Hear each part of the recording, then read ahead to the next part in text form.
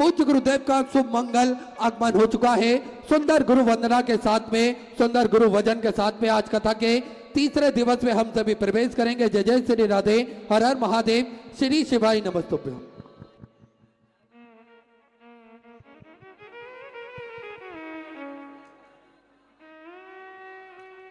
गुरुर्ब्रह्मा गुरुर्विष्णु गुरुर्देवो महेश्वरा गुरुर्साक्षात् परब्रह्म तस्मै श्री गुरुवे नमः। गुरु जी की कुटिया को मैंने फूलों से सजाया है। गुरु जी की कुटिया को मैंने फूलों से सजाया है। मेरे घरे आओ गुरु जी, ओ मेरे घरे आओ गुरु जी, मैंने आपको बुलाया है। मेरे घरे आओ गुरु जी, मैंने आपको बुलाया है। गुरु जी की कुटिया को मैंने फूलों से सजाया है।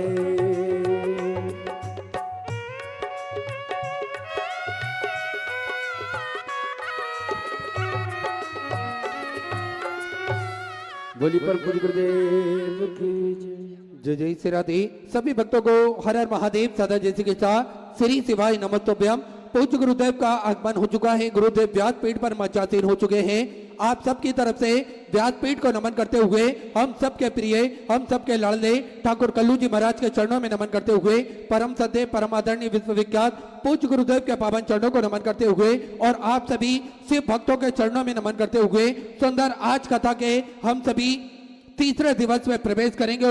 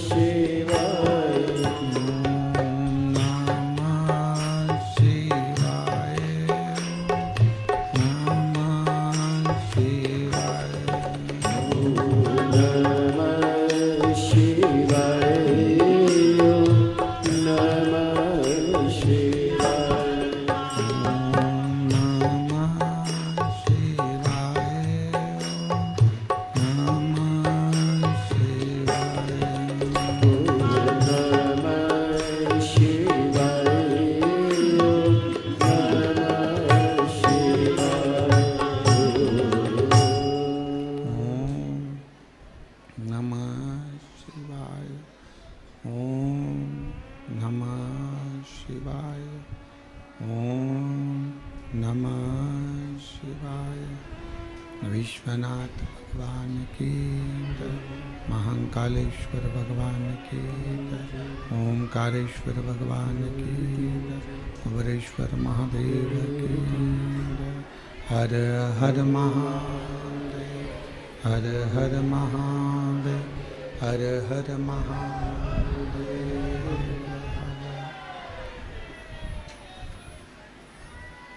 काशी विश्वनाथ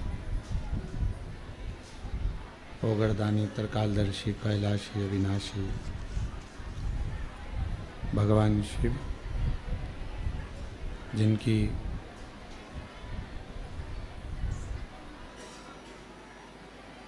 पुनित पावन पवित्र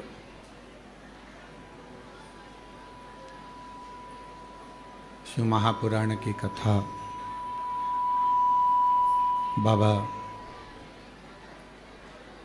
देवादिदेव महादेव के पवित्र धाम कुबेरेश्वर धाम की पवित्र धरा पर बाबा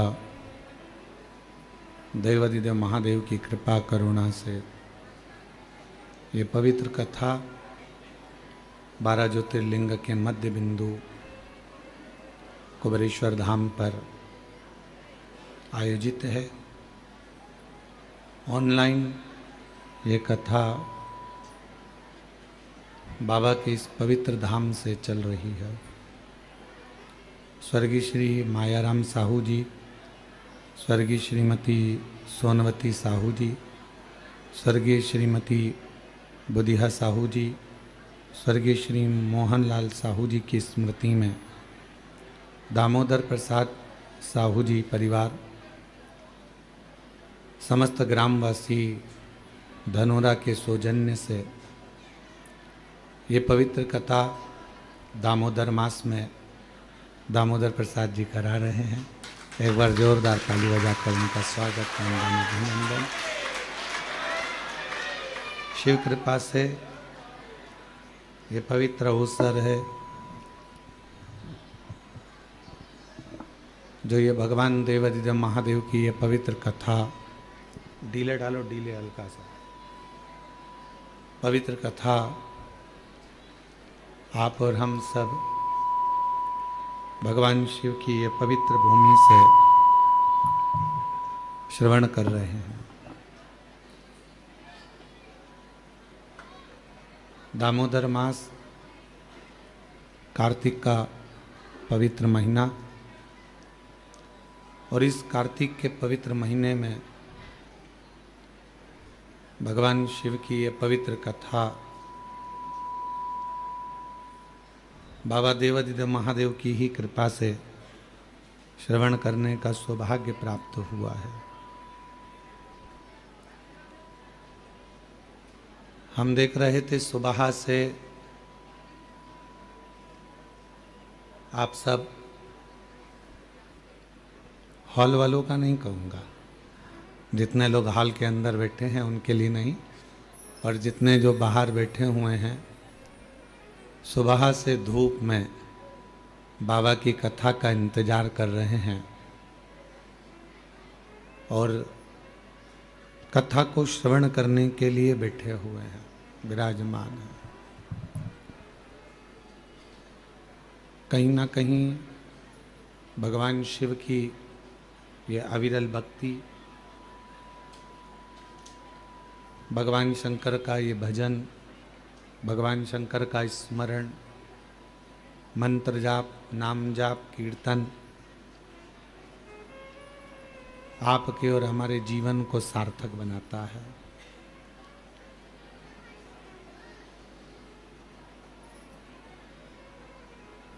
केवल मानव का देह प्राप्त कर लेना ही मूल नहीं है। मानव के देह को प्राप्त करने के बाद कुछ क्षण का यदि सत्संग हो जाए, कुछ क्षण का भजन हो जाए, कीर्तन हो जाए, मंत्र जाप हो जाए, नाम कीर्तन हो जाए, तो समझें कि हमारा मानव देह श्रेष्ठ है।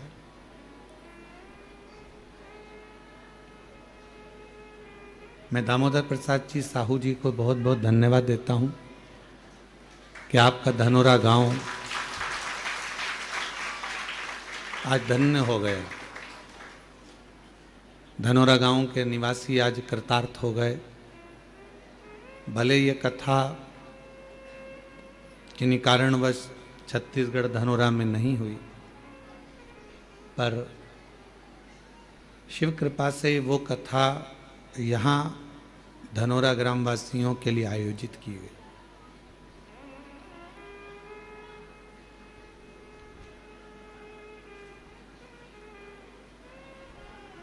शिव जिनको पहचानने के लिए, जिनको जानने के लिए मानव का पूर्ण जीवन भी चले जाता है तो शिव तत्व को नहीं पहचान पाता।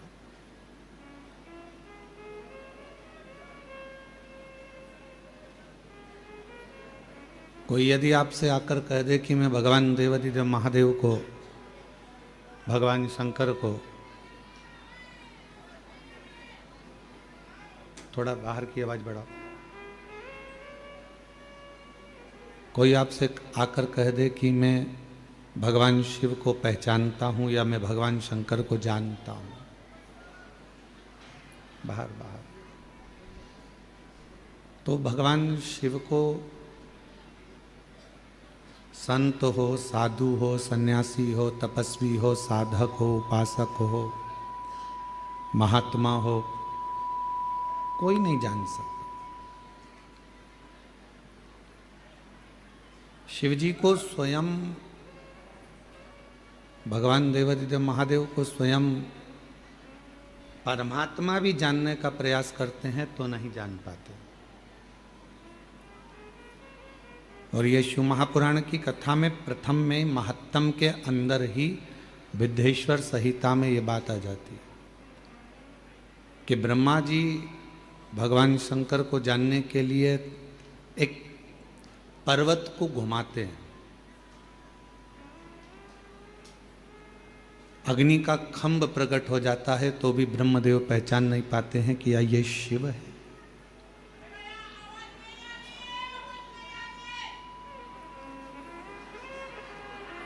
ऐसे ही मिलना चाहिए।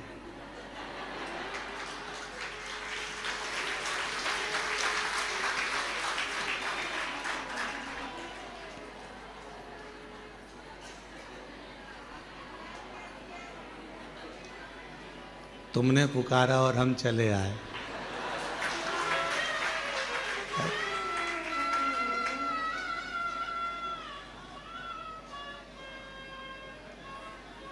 यदि कोई कहे आपसे कि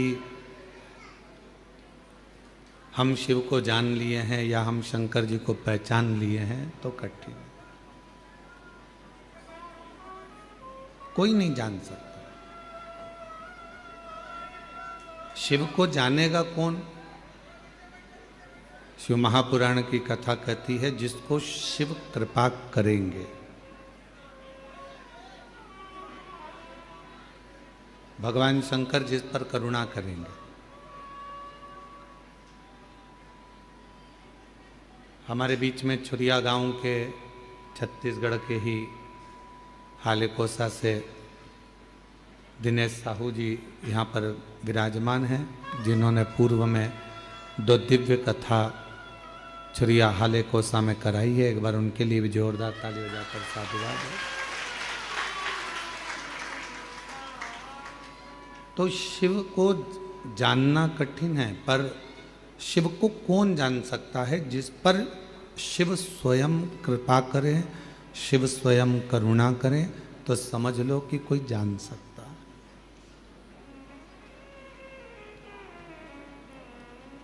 वन क्षेत्र में जब पांडव जा रहे थे वन के अंदर, तो भीम ने युधिष्ठिर से पूछा था कि शंकर जी को भजने का, शिव जी को जपने का, शंकर भगवान का भजन करने का, पूजन करने का, स्मरण करने का सही तरीका क्या है?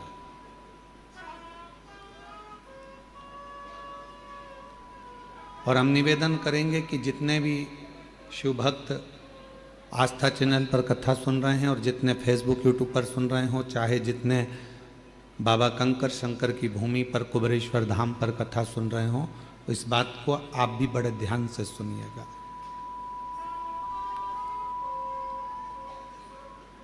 इस बात का स्मरण आप भी करिएगा। भीम ने युधिष्ठिर से पूछा, और भीम ने युधिष्ठिर से पूछा कि भगवान शिव को प्राप्त करने के लिए सबसे सुंदर पूजा का तरीका, अनुष्ठान का तरीका, साधना का तरीका कौन सा है?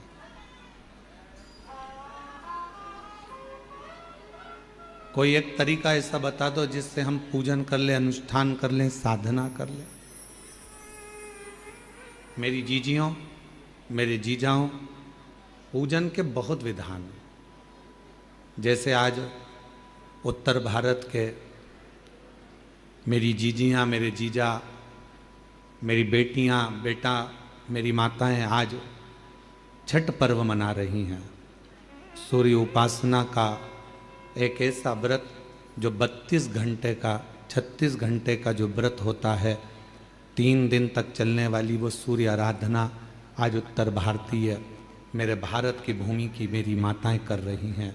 संपूर्ण देशवासियों को छठ पर्व की बहुत बहुत बधाई है। भगवान सूर्य भास्कर देव की उपासना का ये पर्व जहाँ पर डूबते सूरज को भी अर्घ दिया जाता है और उगते सूरज को भी अर्घ दिया जाता है।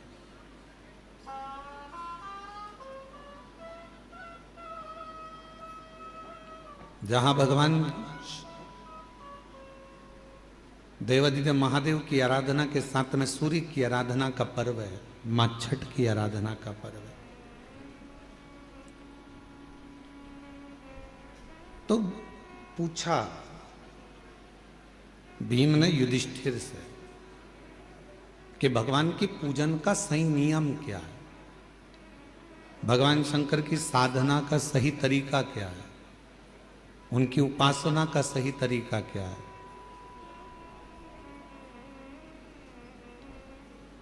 हम आपको बोले कि शिव जी को 1 लोटा जल चढ़ाओ, फिर ऐसा दूध चढ़ाना, फिर दूध के बाद जल चढ़ाना, जल के बाद फिर दही चढ़ाना, दही के बाद जल चढ़ाना, फिर आप मधु चढ़ाना, मधु के बाद फिर जल चढ़ाना, फिर आप शहद के बाद में घृत चढ़ाना, घृत के बाद फिर आप जल चढ़ाना, फिर आप शक्कर चढ़ाना, फिर उसके बाद जल चढ़ाना। सब नियम। कोई ब्राह्मण देवता आएंगे, वो आपको एक नियम बनाएंगे कि इस तरह से पूजन करो। फिर कोई संत मिल जाएगा तो वो कहेगा कि इस तरह से पूजन करो।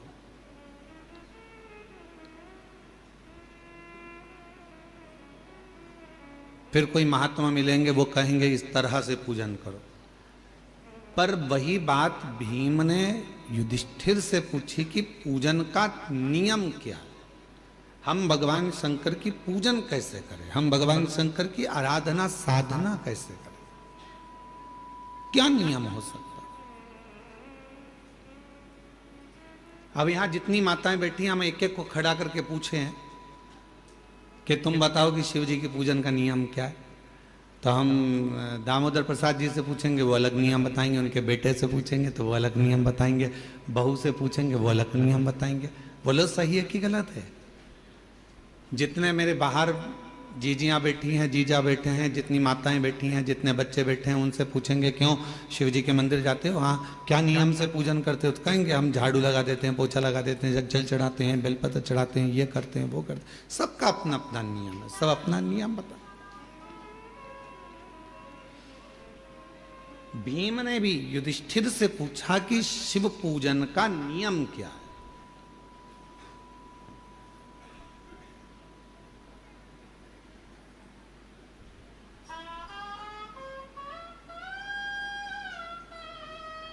जो युधिष्ठिर ने कहा महाभारत के वन पर्व में, वह आपके याद रहना चाहिए कि युधिष्ठिर से पूछा कि शिव पूजन का, शिव साधना का, शिव भजन का नियम क्या।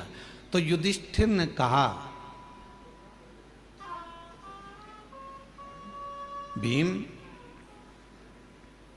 मन साफ हो, दृष्टि साफ हो, हृदय साफ हो और तुम किसी भी तरह से शिव को एक लोटा जल चढ़ाओगे तो शिव स्वीकार कर लेगा। उसमें बड़ा नियम कर कर हम भगवान को नहीं पा सकते। बहुत बड़ी साधना कर कर कलयुग में, इस घोर कलयुग में कौन नियम धारण करेगा, कौन कितने लंबे व्रत करेगा, कौन कितना साधना करेगा, बड़ा कठिन हो जाता। कौन नियम धारण कर सकता है, कौन साधना कर सकता है? इस घोर कलयुग में तो कोई बड़ा से बड़ा बाबा जोगी भी आकर कह दे ना कि हम इतनी साधना करते हैं, तो शिव पुराण कहती है बड़ा मुश्किल है जी। तुलसी बाबा ने तो एक ही लाइन में सबको, पूरे को तुलसीदास बाबा ने एक ही लाइन में सबको समेट दिया, कलयुग केवल नाम आधारा, सुमर सुमर नर उतर ही पार। तुलसीदास बाबा को मालूम था कलयुग में बहुत सारे साधन बताएंगे, कोई इधर से आएगा ये बताएगा, कोई उधर से आएगा वो बताएगा, कोई कहेगा इसको भजो, कोई कहेगा उसको भजो, कोई कहेगा ऐसा करो, कोई कहेगा वैसा करो। तो तुलसीदास जी ने लिख दिया कि कलयुग केवल नाम धारा और सुमर सुमर नर उतर ही पार। तुलसी बाबा ने कह दिया कि नाम की आधारशिला रखो, तुम राम भजो, कृष्ण भजो, शिव भजो, जगदम्बा भजो, दत्त भजो, तुम्हारी मर्जी पड़े वो भजो, पर भजो तुम्हारा भगवान का मंत्र जाप, नाम जाप भजो, जपो।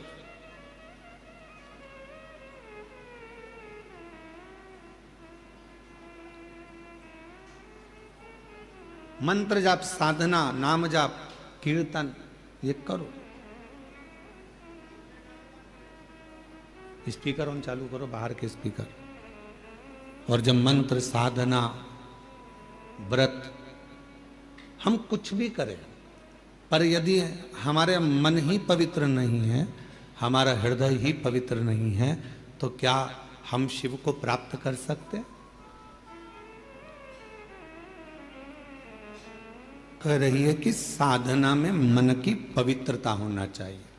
बहुत लंबी पूजन जमाली हमारे पास, ये भी रखा है, ये भी रखा है, ये भी रखा है, ये भी रखा है, शिव जी को ये भी चढ़ाऊंगी, शंकर जी को ये भी चढ़ाऊंगी, शंकर जी को ये भी चढ़ाऊंगी, और मालूम पड़े मन शुद्ध नहीं है, मन का भाव शुद्ध नहीं है, तो परमात्मा कैसे मिलेगा?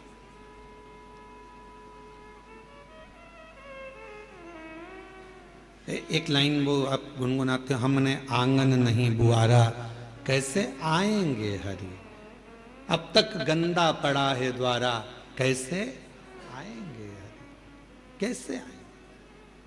उनको बुलाने के लिए हमारे मन के मेल को बाहर करना है।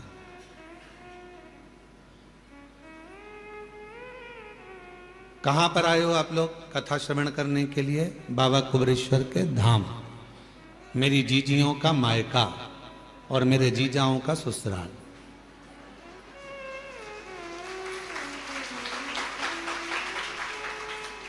कभी आपने विचार करा कि सीहोर वाला महाराज हमेशा कहता है ये मेरी बहन जीजियों का मायका है और जितने पुरुष आते हैं उनका ससुराल है, ऐसा क्यों नाम रख दिया इस सीहोर का, इस कुबरेश्वर धाम का? बाकी के किसी धाम में तो ऐसा होता ही नहीं कि कोई रिश्ता होता है।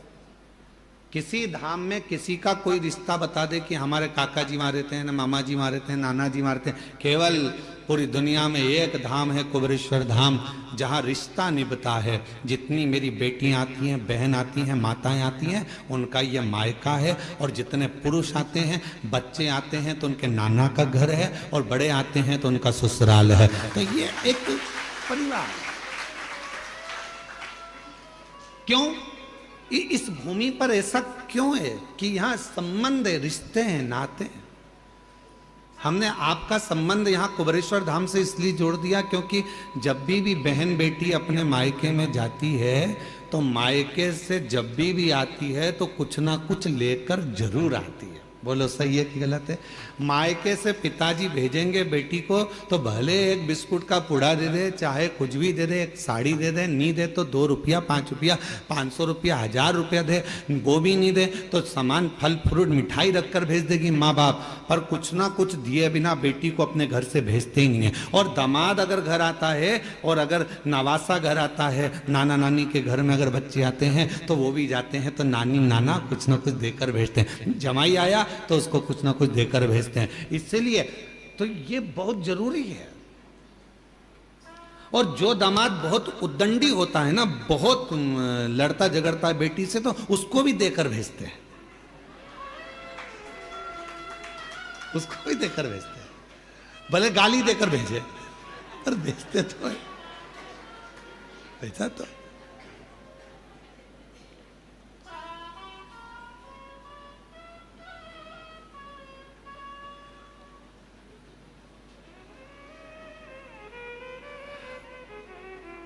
हमारे परिवार में जब शादी होती थी तो हमारी परिवार में जब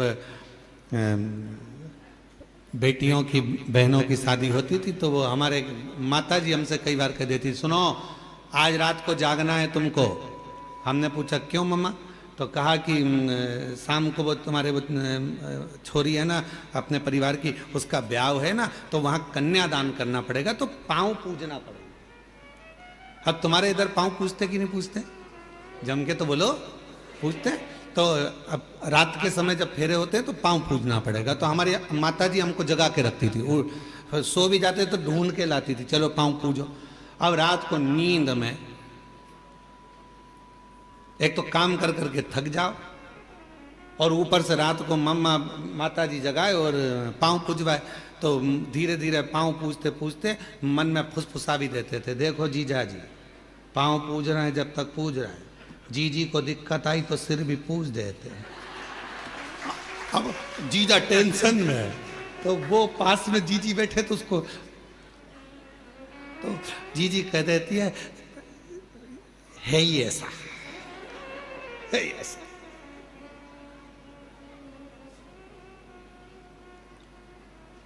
अब विचार सोच,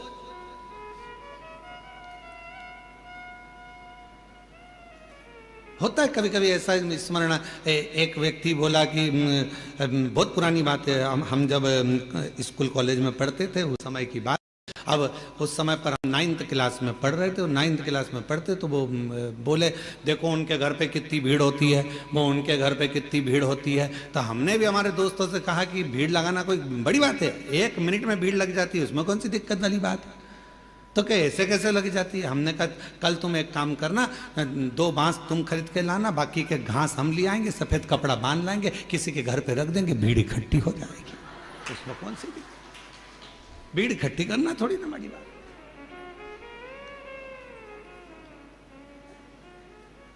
भीम ने पूछा युधिष्ठिर से कि शिव पूजन का विधान क्या है, भगवान को पूजने का विधान क्या? शिव महापुराण की कथा कहती है, महाभारत का वन पर्व कहता है, वन पर्व में लिखा है महाभारत के कि युधिष्ठिर कहते हैं भीम से कि जिस दिन तुम निर्मल हृदय से स्वच्छ मन से शंकर जी को यदि 1 लोटा जल चढ़ा दोगे, या नहीं भी चढ़ाकर कहीं पर भी बैठकर पंचाक्षर मंत्र नमः शिवाय या षडाक्षर मंत्र ओम नमः शिवाय या श्री शिवाय नमस्तुभ्यम का जप कर लोगे, शिव तुम्हारे जप को स्वीकार कर लेगा और वर देकर चला जाएगा, तुम्हें वर प्राप्त हो जाएगा। अब तुमसे कोई कहे कि तुमने मंदिर में जाकर पूजन को ऊपर नीचे कर दिया,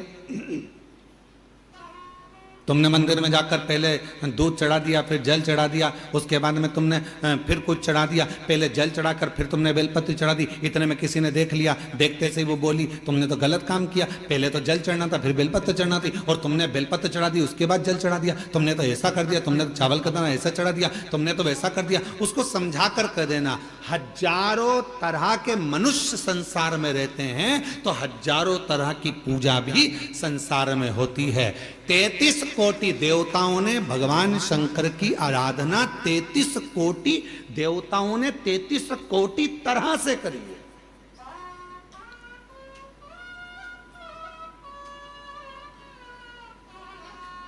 कई लोग हमसे कह देते हैं हमने शिव पुराण पढ़ी है, आप जो जो बताते हो शिव पुराण में तो कई बार मिलता ही नहीं है, तो हम क्या एक ही पुराण में से बोलते हैं? भगवान की कथा, भगवान का नाम, भगवान का सुंदर स्वरूप चरित्र कितनी पुराणों में, कितने वेदों में, कितने शास्त्रों में और कितने कितने ग्रंथों में लिखा हुआ है महाराज। ऐसे ऐसे ग्रंथ, ऐसे ऐसे शास्त्र विद्वान लिख लिख कर चले गए। उन विद्वानों की पूंजी को हम ग्रहण करते हैं और उसको पढ़ने के बाद फिर शिव पुराण के माध्यम से जनमानस को लाकर दे देते हैं, जिससे जनमानस का कल्याण हो और शिव तत्व को लोग पहचाने। अब कोई कह दे कि हमने तो पढ़ा है, तो उनसे निवेदन कहेंगे 33 कोटि देवताओं ने 33 कोटि तरह से भगवान शिव की आराधना करी। सबका तरीका अलग था, सबका पूजन का विधान अलग था, सबका भजन करने का विधान अलग था। उसी तरह शंकर जी की पूजन के अनेकों अनेक विधान है, शिव जी को रिझाने के अनेक अनेक विधान है, बहुत विधान।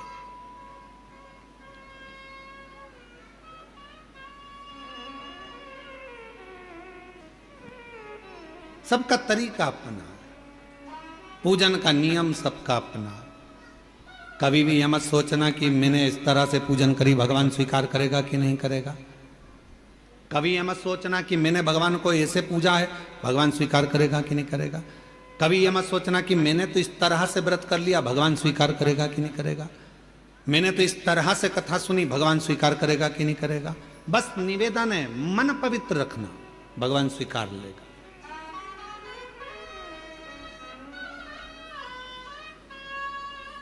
जब मन की पवित्रता होगी तो शिव उसको स्वीकारेगा, शंकर स्वीकारेंगे। और किसके पीछे शिव आते हैं, भगवान किसके पीछे आते हैं? तो कहा माल वाले के पीछे मानव आता है, मनुष्य आता है। कुर्सी वालों के पीछे मनुष्य जाता है, दुनिया जाती है। माल वाले, तुम्हारे गांव में अगर कोई पैसे वाला होगा तो उसके पीछे लोग बहुत आएंगे, अरे साहब सेठ जी, सेठ जी, सेठ जी, सेठ जी, सेठ जी। काय का सेठ? सेठों में सेठ सांवरिया सेठ, बाकी के जितने सब डुप्लीकेट। एक ही सेठ भारी है, वो सांवरिया सेठ है। और जितने अपने आप को सेठ लिखते हैं पक्के डुप्लीकेट हैं। काय के सेठ? जो सांवरिया सेठ ने करा वो आज का सेठ करता है? बोलो जम के। सांवरिया सेठ ने नानी बाई का 56 करोड़ का मायरा भरा था और एक बार के नहीं बोला कि मैंने 56 करोड़ का मायरा भरा। आज का जमाने में जितने सेठ है वो अपनी बहन के घर का भर ले, वो ही बहुत बड़ी बात है। वो अपनी बहन के घर का मायरा भर ले, बहुत बड़ी बात है। और कहने को सेठ जी, सेठ जी, सेठ जी, सेठ जी। कोई सेठ नहीं, सारे डुप्लीकेट। सेठों में सेठ, जम के बोलो जरा, सेठों में सेठ, सांवरिया सेठ, बाकी के सारे सेठ डुप्लीकेट। और कई सारे सेठ बैठे होंगे, उनको बुरा लग गया होगा। सेठ है वो। माल वाले के पीछे मनुष्य जाता है, माल वाले के पीछे, कुर्सी वालों के पीछे दुनिया जाती है। दुनिया पैसे वालों के पीछे जाती है, माल वालों के पीछे जाती है और कुर्सी वालों के पीछे जाती है। पर मेरा महादेव माल वाले के पीछे नहीं जाता, मेरा महादेव माला वाले के पीछे जाता है, भजन वाले के पीछे जाता है, आसन वाले के पीछे जाता है। जो माला जपता है मेरा महादेव उसके पीछे चला जाता है, मेरा महादेव उसके पीछे चलता है। अब आपके ऊपर निर्भर करता है, आप माल वाले के पीछे चलोगे कि माला वाले के पीछे चलोगे। माल वाले के पीछे चलोगे तो एक ना एक दिन माल वाला तो तुमको तगड़ी दे देगा, लात मार देगा। निकाल देगा। कुर्सी वाले के पीछे चलोगे वो भी एक दिन लात मारकर निकाल देगा। पर माला वाले के पीछे चलोगे, किसी सदगुरु, किसी संत, साधु, सन्यासी, तपस्वी, साधक, उपासक जो शिव की आराधना में डूबा रहता हो, शंकर की भक्ति में डूबा रहता हो, यदि उसके पद चिन्हों के पीछे चलोगे तो एक न एक दिन मंजिल तक पहुंच जाओगे। क्योंकि महादेव उसके पीछे चल रहा, शिव उसके पीछे चल रहा, शंकर उसके साथ चल रहा। माल वाले के पीछे मत चलना, वो कभी भी लात मार देगा। माला वाला अगर कोई मिल जाए, शिव का उपासक कोई मिल जाए, शंकर की भक्ति करने वाला यदि कोई मिल जाए, तो एक बार उसके पीछे चलने का प्रयास करना, तो जिंदगी का सारा सुख तुम्हारे कदमों में होगा। वो सब दे देगा। जो माल वाला नहीं दे सकता वो माला वाला दे सकता है। माला वाले के पीछे तो महादेव भी चलते हैं, जपेगा, भजेगा, स्मरण करेगा, पूजेगा।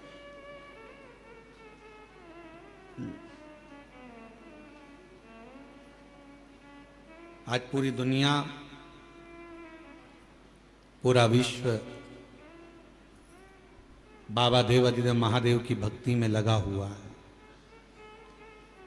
बच्चा बच्चा एक लोटा जल चढ़ाने के लिए मंदिर जाने लगा है। नव युवक बेटा बेटियों के मन में एक उत्कंठा, एक उत्सुकता उत्पन्न होती है कि शिव को मैं जानूं। बुजुर्ग माता पिता के मन में भाव आता है कि टीवी चालू कर दो, मुझे शिव पुराण सुनना है। शिव पुराण। कल एक पत्र था एक बहन का,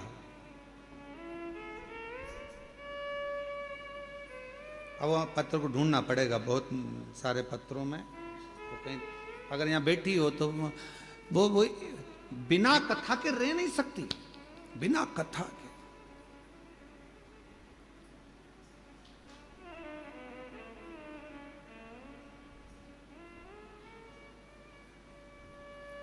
गाड़ी, बंगला, जमीन, जायदाद सब शिवजी ने उसको दे दी।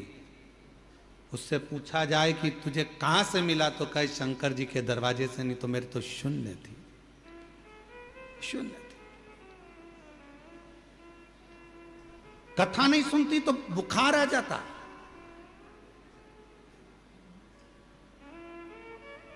बच्चे लोग परेशान, जब कथा नहीं आती तो बच्चे लोग उसको मोबाइल में चालू कर दे देते कि 5-10 मिनट मेरी माता को सुन लेने दो। वो यहाँ बैठी होगी, बच्चे जहां कथा होती है बच्चे लोग कह देते हैं ये नहीं जाएगी तो मर जाएगी, इसको ले जाओ कथा में। बच्चे लेकर आते हैं, बाबा ने दे दिया, सब भंडार भर दिया। अब दिल शिव से लग गया, कुछ सूझता नहीं है। वो फिर वही वाली बात आ गई कि मैं हूं प्रेम रोगी, मेरी दवा तो करा, जाओ जाओ जाओ काशी वाले को बुला, मैं हूं शिव रोगी। ये मुझे रोग लगा है भगवान की अविरल भक्ति का, भजन का, कथा का, स्मरण का। दामोदर प्रसाद जी कथा करवा रहे, दामोदर प्रसाद जी के वहाँ जब कथा का क्रम जब वहाँ नहीं हो पाई तो इनके मन में था कथा कैसे होगी, कैसे होगी, वहाँ परमिशन नहीं, ये नहीं हो रहा, वो नहीं हो रहा।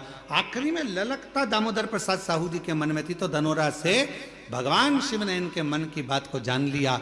शायद धनोरा वासी बड़े किस्मत वाले होंगे जो आज शिव महापुराण की कथा के यजमान बनकर कथा का रसतत्व ग्रहण कर रहे। ये शिव तत्व है, ये भगवान की अविरल भक्ति है।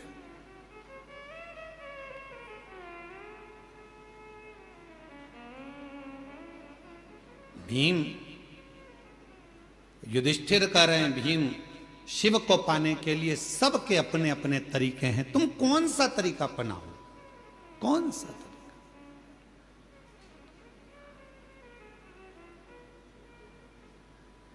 हमने कथा में कहा था 2 परीक्षा होती है, एक होती है लिखित परीक्षा, एक होती है जम के बोलो मौखिक परीक्षा। लिखित परीक्षा में थोड़ी बहुत नकल हो सकती है, पर मौखिक परीक्षा में नकल होगी क्या? बैठे हो सामने, परीक्षा लेने वाला सामने बैठा है, चल ये क्वेश्चन है, इसका उत्तर दे। रामू के काका की काकी का मायका कहां था बता। चक्कर खा गया। फिर उसने पूछा रामू कौन? फिर उसने और प्रश्न करे तो ऑफिसर ने कह दिया प्रश्न मैं करूंगा कि तू करेगा, जल्दी बोल। उत्तर नहीं।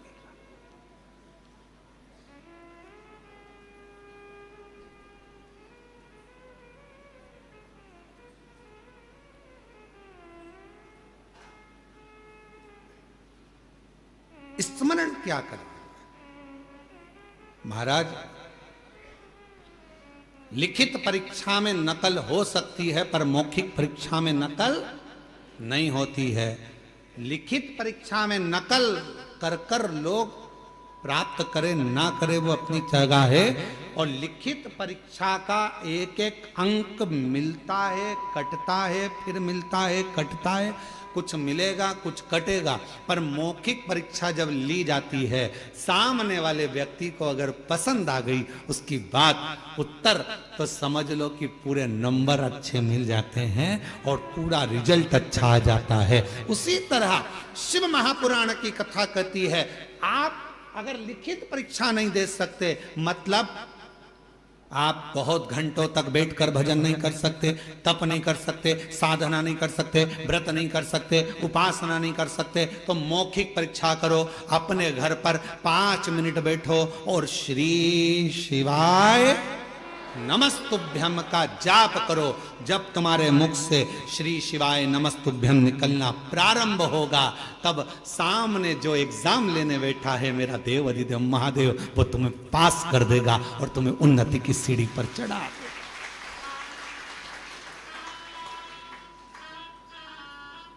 एक परीक्षा है। आप आए हो कुबेरेश्वर बाबा की धरा पर, शिव जी का कंकर शंकर पूजन करा, 5 कंकर उठाकर पूजन करा, कंकर शिला पर जल चढ़ाया, प्रार्थना करी, विनय करा, निवेदन करा, आपने दंडवत प्रणाम करा, वहां की रच को लेकर अपने पेट पर, अपने शरीर पर, अपने उदर पर, जहां तुमको लगाना था कंकर शंकर की मिट्टी को, तुमने अपने शरीर पर लगाया, विनय करी, बाबा तेरे ऊपर आश्रित होकर आई हूं, मैंने सुना है इस दरबार से कोई खाली नहीं गया, तो मेरी झोली खाली नहीं रहना चाहिए बाबा, तो झोली जरूर भर देना। ये विश्वास के साथ, एक पूर्ण श्रद्धा के साथ, पूर्ण आस्था के साथ जब शंकर के कंकर शंकर भूमि पर आप दंडवत प्रणाम कर कर वो एकांत में बैठकर 108 बार श्री शिवाय नमस्तुभ्यम बोलते हो, उस समय पर तुम्हारी मौखिक परीक्षा होती है, तब मेरा देवाधिदेव महादेव तुम्हारी झोली भरकर भेज देता है,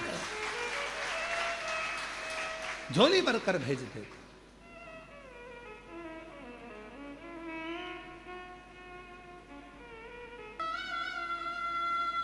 33 करोड़ तरीके हैं शिव को रिझाने के,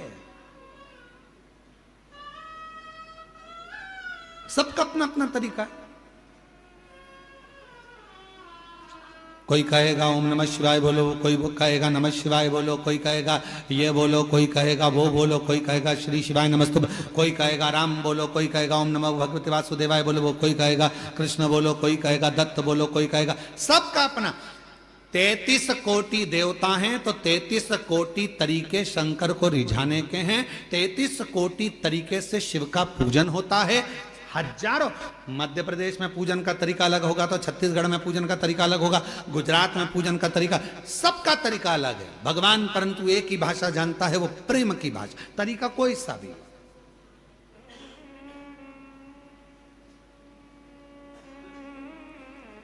गुजरात के लोग क्या बोलते हैं, कौन सी भाषा?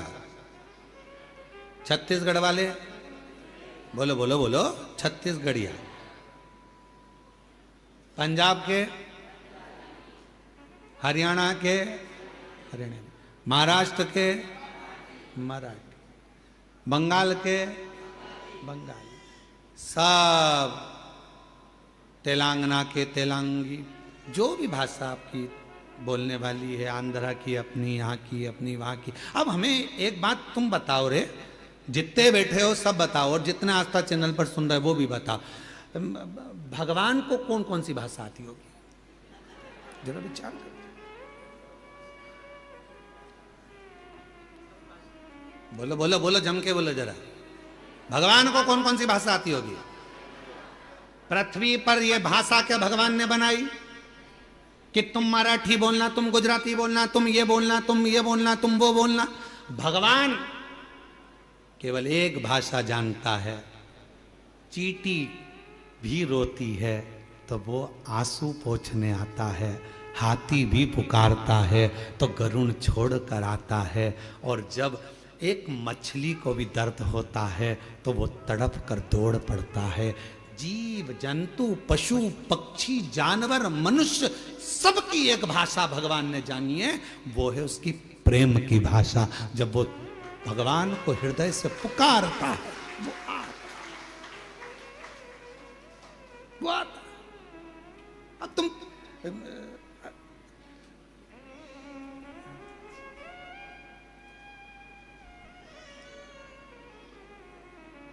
अब एक व्यक्ति अमेरिका से भारत आया, घूमते घूमते वो भारत की गलियों में घूम रहा था और सामने से कुत्ता आ गया और कुत्ता उसके पास आ रहा था। अब अंग्रेजी में कुत्ते को बोले, please please please please don't touch me, please. अब कुत्ते को बोले तो कुत्ते को समझ में आए।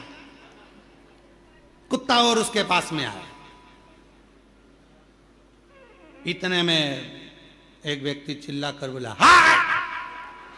कुत्ता भाग गया। कुत्ता अंग्रेजी नहीं समझता, कुत्ता मराठी नहीं समझता, कुत्ता गुजराती नहीं समझता। कुत्ता केवल ये समझता है कि मुझे किसने रोटी दी है, कौन प्रेम से मुझे पाल रहा है, कौन मुझसे लाड़ लड़ा रहा है, कौन मुझसे प्यार कर रहा है। कुत्ता उसकी भाषा समझता है और उसके पीछे पीछे दौड़ता है। उसको नहीं आता, उसको नहीं समझना, समझेगा। पूरी दुनिया की केवल एक भाषा है और वो है प्रेम की भाषा। पूरी दुनिया में एक भाषा चलती है और वो है प्यार की भाषा। अच्छे से अच्छे व्यक्ति को कोई अगर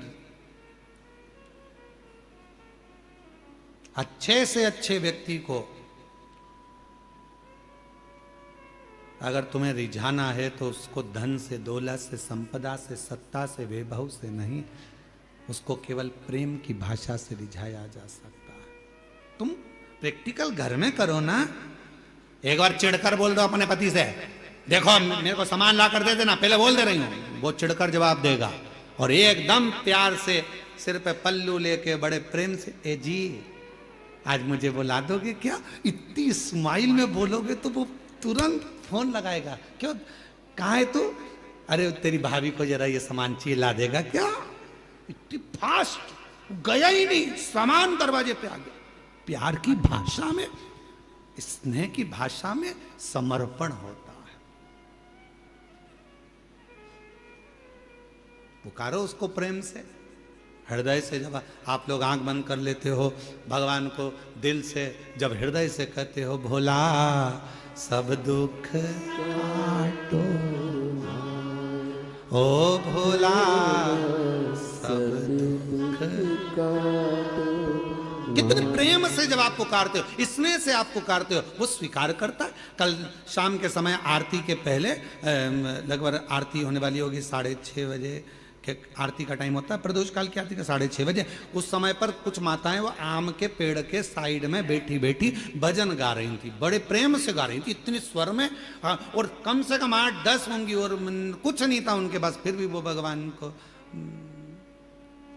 तेरी कृपा का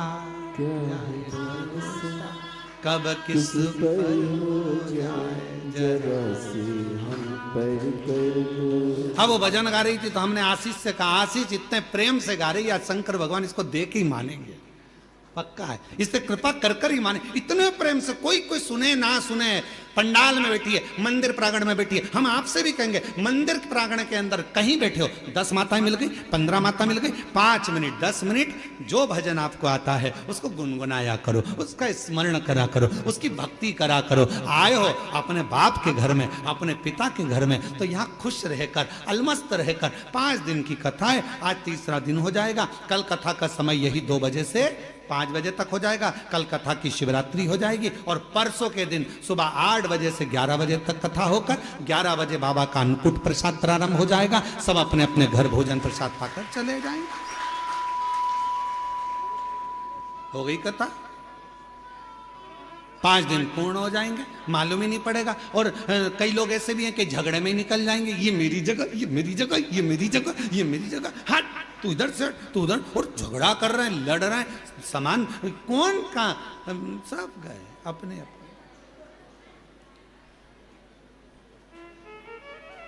इसलिए निवेदन है, शिव महापुराण की कथा, भगवान प्रेम की भाषा जानता है, प्रेम दीजिए।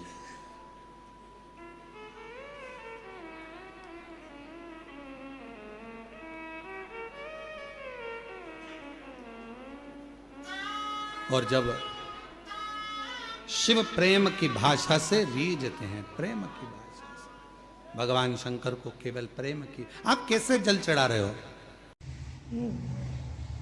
नमः शिवाय, नमः शिवाय, हरे हरे बोले, नमः शिवाय, नमः शिवाय, नमः शिवाय, हरे हरे बोले, नमः शिवाय, विश्वेश्वराय विश्वेश्वराय, हरे हरे बोले, नमः शिवाय, नमः शिवाय, ओम नमः शिवाय। प्रेम, वात्सल्यता और प्रेम की भाषा शिव को रीझती है।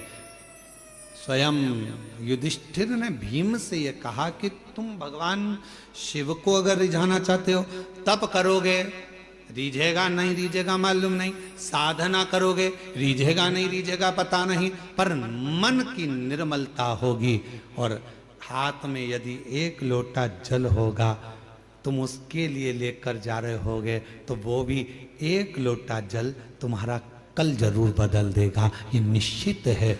जाओ शिव को 1 लोटा जल समर्पित करो, इससे सुंदर कोई तरीका ही नहीं।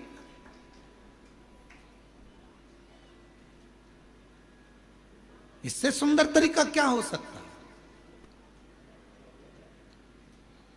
और आप सबसे निवेदन करें, फिर निवेदन कर रहे हैं, माल वाले के पीछे नहीं, माला वाले के पीछे चलो, भजन के पीछे, स्मरण के पीछे, भक्ति के पीछे। और जब प्रेम जब अनंत हो गया, रोम रोम संत हो गया, प्रेम जब अनंत हो गया, रोम रोम संत।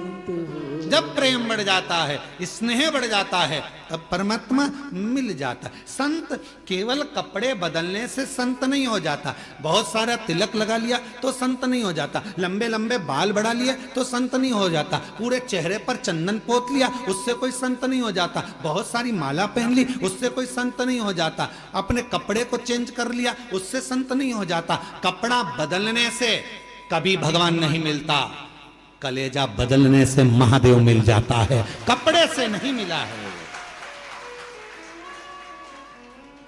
कपड़ा बदलने से मेरा महादेव कभी नहीं मिला, कैसा भी कपड़ा पहन लो। कई लोग पूछते भी हैं, क्यों गुरुजी शंकर जी के पूजन में सफेद कपड़े पहनना चाहिए कि पीला पहनना चाहिए कि नीला पहनना चाहिए, लाल पहनना चाहिए कि हरा पहनना चाहिए? हम उनसे कहते तुम्हारी मर्जी हो, जैसा पहनो, जो होगा तुम्हारे घर में वो पहनो। हम काय को बोले कि ये कपड़ा खरीद के ला और फिर पहनो, मालूम पड़े तुम्हारे पति और हमको ढूंढते फिर रहे हो।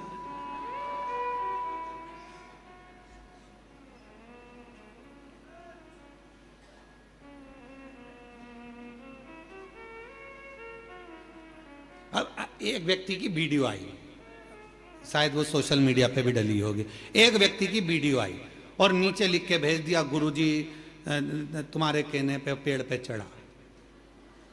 अब वो व्यक्ति बेलपत्री के पेड़ पे चढ़ गया, उतर रहा था, मालूम पड़े चड्डा पहना था और वो बेलपत्री के पेड़ पे चढ़ा और उतरते उतरते खूंटे में उसका चड्डा फंस गया। अब वो ओंधा नीचे लटका, चड्डा ऊपर लटका। अब उसके घर के लोगों ने देखो तुम्हारे कहने पर वो बेलपत्री के पेड़, सीहोर वाले महाराज ने एक बार भी अपनी कथा में नहीं किया कि तुम बेलपत्री के पेड़ पे चढ़ो। बोलो बोलो, बोला क्या? वो पीछे वालों बोलो बोलो, बोला कभी? सीहोर वाले महाराज ने एक ही बात कही कि बेलपत्री का पौधा लगाओ, और एक और बात कही कि बेलपत्री का पौधा लगाओ, पर इतना याद रखना बेलपत्री की कोई डंडी भी मत तोड़ना, बेलपत्र के वृक्ष में से बेलपत्र तोड़कर लेकर आना, बेलपत्र के वृक्ष को चोट नहीं पहुंचना। अब तुम तो पूरे ही चढ़ गए ऊपर।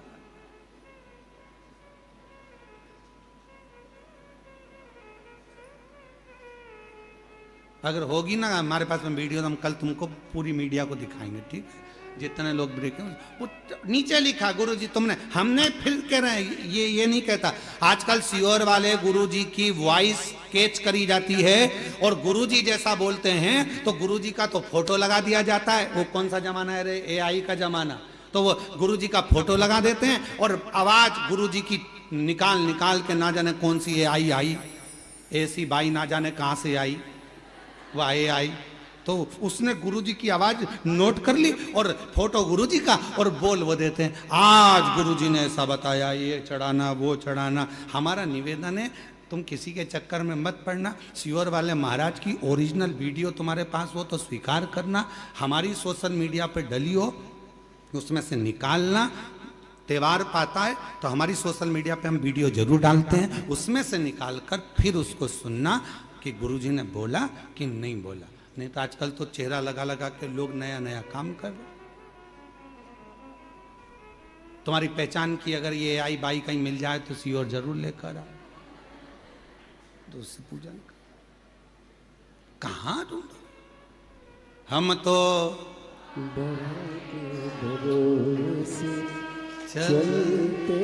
शिव तत्व को प्राप्त करिए, भगवान शंकर की आराधना करिए, शिव बाबा को केवल प्रेम के भाव से। कोई कहे कपड़ा बदल लो, नहीं कलेजा बदल लो। कोई कहे ये लगा लो, कोई कहे वह लगा लो, कोई कहे ऐसा करना पड़ेगा, शिव की आराधना करना है तो इतना व्रत करना पड़ेगा, इतनी साधना करना पड़ेगी। उससे कह दो हमें कुछ नहीं आता, हमें तो एक चीज आती है, मुख से कहेंगे श्री शिवाय नमस्तुभ्यम और सवेरे भरेंगे एक लोटा जल, इसके सिवाय हमें कुछ नहीं आता। बोल बम का नारा है,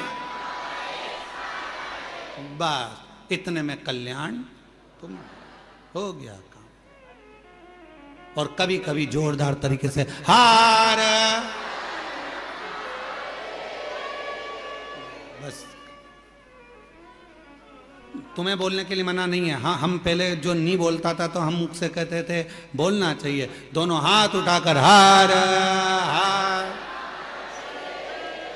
पहले हमारी आदत थी, हम ऐसा बोलते थे कि दीन बंधु दयालु दया कीजिए, जो हर हर महादेव नहीं बोले उसको उठा लीजिए। परंतु हमने बोलना बंद कर दिया क्योंकि कई लोग हेडफोन लगा के गाड़ी में चलते हैं, बाइक चला रहे होते हैं, तो वो उन्होंने पत्र लिखा, गुरुजी तुम बोलते हो कि दोनों हाथ उठाकर हर हर महादेव बोला, नहीं तो भगवान उठा लेगा, तो हमको गाड़ी खड़ी करना पड़ता है, बीच चौराहे पे हर हर बोलना पड़ता है, तो आसपास वाले चक्कर खा जाते हैं, इसको कहीं मिर्गी का दौरा तो नहीं आ गया। तो तुम्हारे इनके चक्कर में हमने ऐसा बोलना बंद कर, पर तुम बीच बीच में बोल सकते हार।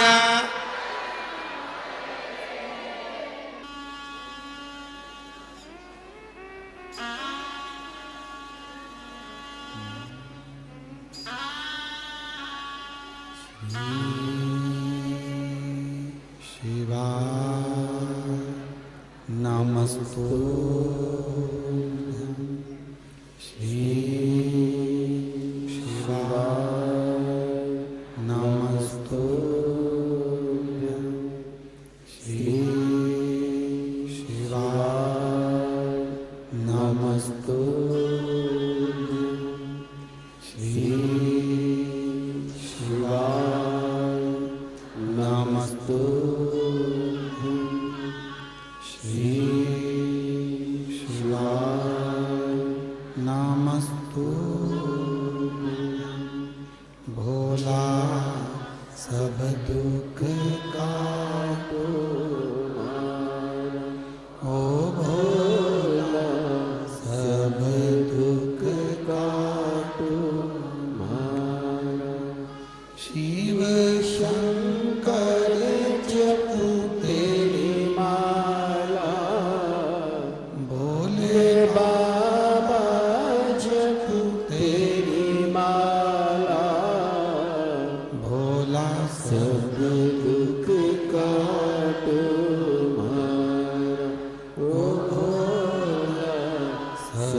दुख काटो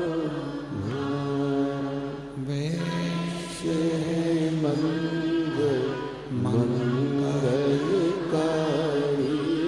वैश मंगल मंगलकारी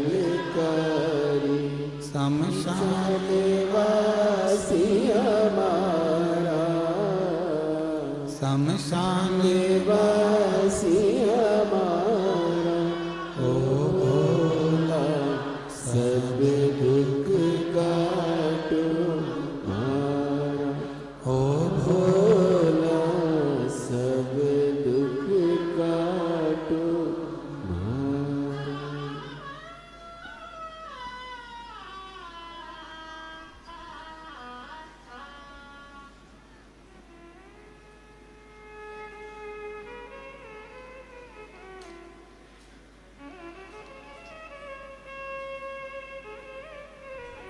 बाबा देवरिदा महादेव भगवान शिव ओगरदानी त्रिकालदर्शी कैलाशी विनाशी भगवान शंकर की पवित्र कथा कर रही है। शिव महापुराण की कथा वर्णन कर रही है, शिव कथा कह रही है। युधिष्ठिर ने भीम को भगवान शिव की भक्ति का तरीका बताया।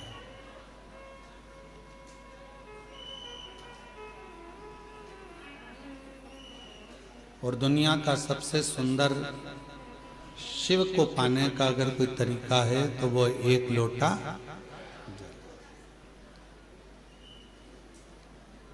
हृदय से भाव से प्रार्थना कर कर निवेदन कर कर विनय कर कर विनती कर कर बाबा को कहे।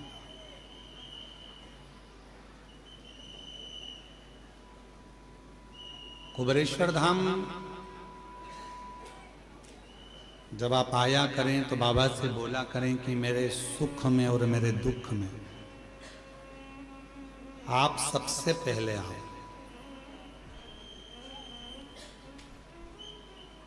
क्यों?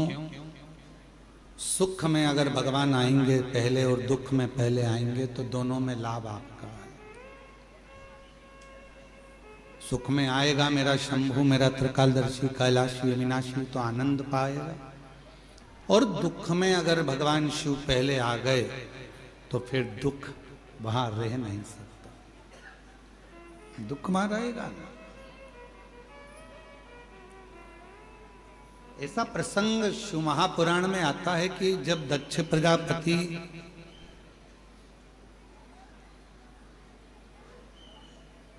ने नगर में सूचना करी कि मेरी बेटी सती का विवाह करना है और इसका स्वयंवर है,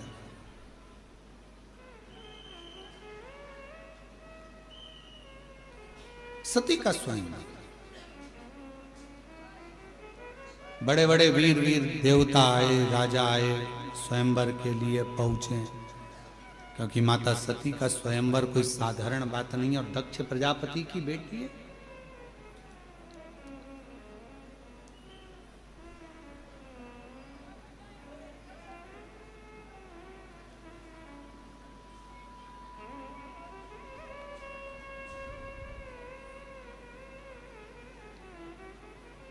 सबको पत्र गया, सबको निमंत्रण गया, पर मेरे देवाधिदेव महादेव के यहां ना तो कोई पत्र गया ना कोई निमंत्रण गया।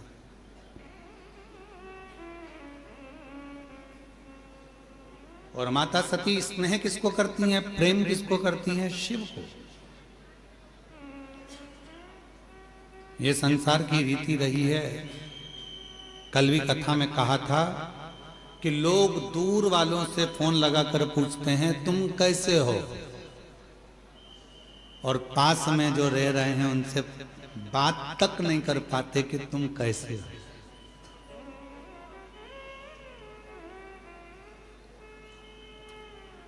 ये दुनिया की रीत है, किसी एक की रीत नहीं है, ये दुनिया की रीत है। दूसरों से जरूर पूछा जाता है आप कैसे हो कैसे हो कैसे हो, पर जो घर में रह रहा है, घर में जो निवास कर रहा है, प्रेशर खोलो बक्सों का, घर में जो निवास कर रहा है, जो रह रहा है, उससे पूछा ही नहीं जाता कि तुम कैसे हो। उसके मन की दशा क्या है, उसके मन का भाव क्या है।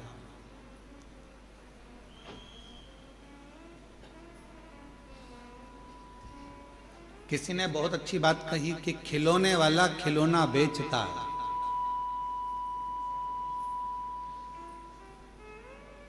खिलौने वाला खिलौना बेचता है और पूरे गांव के लोगों को, गांव के बच्चों को खुशियां दे देता है।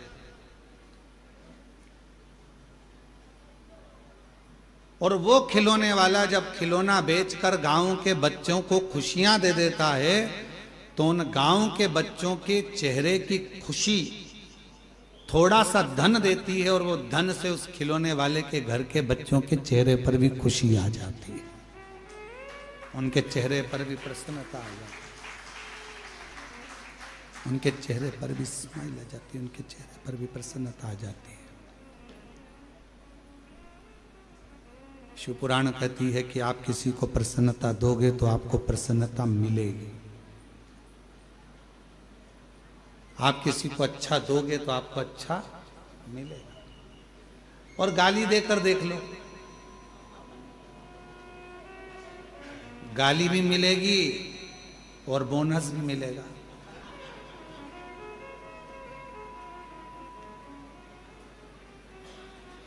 हमने देखा है इसी बाबा के आंगन में, आपके मायके में, ये बाबा कुबेरेश्वर बाबा के आंगन में हमने देखा है माताएं जब भजन करने बैठती है तो ये वाली माता भजन उठाती है तो ढोलक बजा बजा के इतने में दूसरा चालू कर देता है। इंतजार करती है, ये रुकेगी ना मैं गाऊंगी, फिर वो रुकेगी ना मैं गाऊंगी, इंतजार करते। मतलब उसने भजन दिया तो ये भी भजन दे रही है, उसने भजन किया तो वो भी भजन दे रहा। धनोरा वालों की भी आपकी भी टीम आई हुई है भजन के, कुछ बुजुर्ग लोग, कई पुरुष लोग, हारमोनियम और ढोलक यहीं के वो धनोरा वाले ही आए हैं क्या? कि कल कोई दूसरी टीम गा रही थी, कोई बाहर से आए होंगे, कोई नीला नीला कुर्ता पहने हुए और बढ़िया चंदन लगाए, हारमोनियम ढोलक और मंजीरे पे भगवान की अविरल भक्ति भजन कर रहे थे। अंदर आवाज आ रही थी, हम बड़े प्रेम से सुन रहे थे। भजन दे रहे हो, भजन मिल रहा है। कीर्तन दे रहे हो, कीर्तन मिल रहा है। राम राम कह रहे हो, राम राम मिल रहा। गाली दोगे, गाली मिलेगी। अपशब्द कहोगे, अपशब्द मिलेगा। ताना दोगे, ताना मिलेगा। जो तुम दे रहे हो वो तुम्हें प्राप्त होगा। अब माता सती ने विचार करा कि मेरे पिताजी ने सबको बुलाया पर मेरे पिताजी ने नहीं बुलाया, तो भगवान देवादिदेव महादेव को नहीं बुलाया और मुझे तो विवाह उन्हीं से करना है,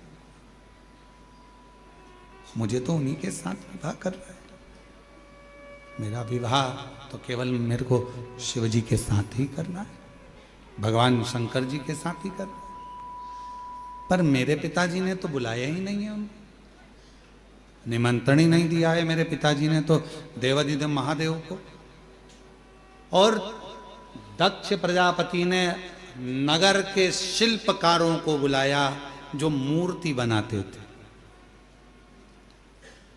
और मूर्ति बनाने वालों को बुलाकर कहा शिल्पकारों को कि एक पत्थर की शंकर जी की प्रतिमा बनाओ और मेरे राज्य के दरवाजे पर लगाओ, जहां से सब अंदर आएंगे तो वो शंकर भगवान को द्वारपाल बना के मेरे दरवाजे पर खड़ा कर दो, जिससे दुनिया के लोगों को लगे कि शिव जी को द्वारपाल बनाया है, शिव जी को द्वारपाल।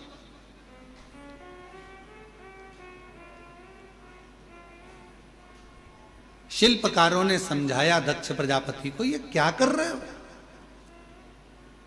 ये अच्छी बात नहीं है। भगवान देवादिदेव महादेव की मूर्ति बनाकर दरवाजे पर बिठा देना, ये कहां की रीति है।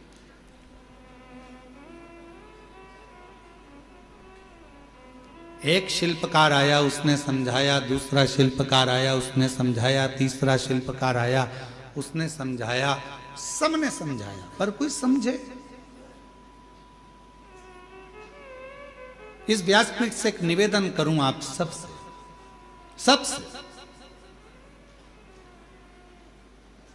अगर यदि आप लोग अपनाएंगे तो कहना उत्तमता है, नहीं तो व्यर्थ बोलना और व्यर्थ बात को रखना ये तो श्रेष्ठता नहीं है।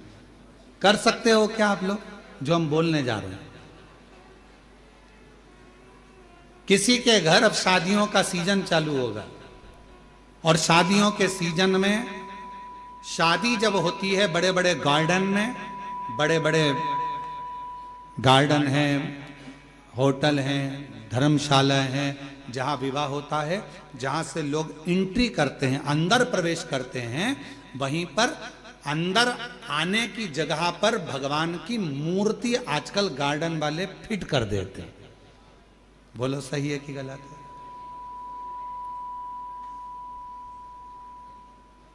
आप पान खाते हुए जा रहे हो, खाना खाकर जा रहे हो, भोजन कर कर जा रहे हो, शादी में प्रवेश कर रहे हो, नाच रहे हो, कोई मदिरा पिया हुआ है, बाराती किसको मालूम कौन कैसा है, कोई ड्रिंक कर रहा हुआ है, मदिरा पिया हुआ है, कोई गलत भक्षण कर रहा है, किसी ने गलत काम कर दिया, कोई गलत विचार से गलत व्यवहार से आया हुआ है, और दरवाजे पर तुमने भगवान गणेश जी को बिठा दिया, दरवाजे पर तुमने वेंकटेश भगवान को बिठा दिया, दरवाजे पर तुमने श्री जी बाबा को बिठा दिया, दरवाजे पर तुमने ठाकुर जी को बिठा दिया, दरवाजे पर कृष्ण की मूर्ति रख दी, दरवाजे पर तुमने शिव जी की मूर्ति रख दी, दरवाजे पर तुमने भगवान की मूर्ति रख दी। नहीं, एक नियम बनाओ, आज से कथा सुनने वाले एक नियम बना लो, किसी की शादी में जाओ और दरवाजे पर अगर किसी भगवान की मूर्ति प्लास्टिक की या पीओपी की किसी की भी मूर्ति रखी देखो, तो तुम जो लिफाफा दो ना, उस लिफाफे के ऊपर एक लाइन लिख कर दो कि भगवान की जगह अपने बाप को बिठा देते।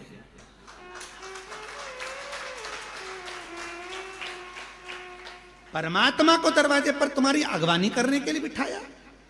यह सनातन धर्म है, ये हिंदू धर्म है, ये श्रेष्ठता नहीं है। हम अपने पिताजी को अंदर सोफे पर बिठाते हैं, हम अपने दादाजी को सोफे पर बिठाते हैं, हम अपने बुजुर्गों को अंदर घर में बिठाते हैं आदर करने के लिए, अंदर बिठा। और भगवान को तुमने दरवाजे पर लाकर बिठा दिया। कहीं गणेश जी रख दिए, कहीं किसी ने ये वाले देवता रख दिए, किसी ने वो वाले देवता रख दिए। किसी भी देवता को शादी की एंट्री में, शादी के प्रवेश में दरवाजे पर नहीं होना चाहिए। ना जाने कैसे कैसे लोग आते हैं, वहीं पान खाते, थूकते, वहीं दारू पीते, मदिरा पीते, निकल कर जाते, और हमारे देवता उनकी अगवानी करके लिए खड़े हैं। ये कौन सा नहीं,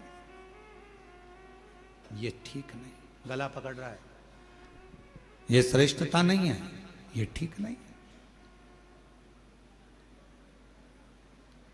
दरवाजे पर कोई देवता नहीं होना चाहिए। लिख दो लिफाफे के अंदर,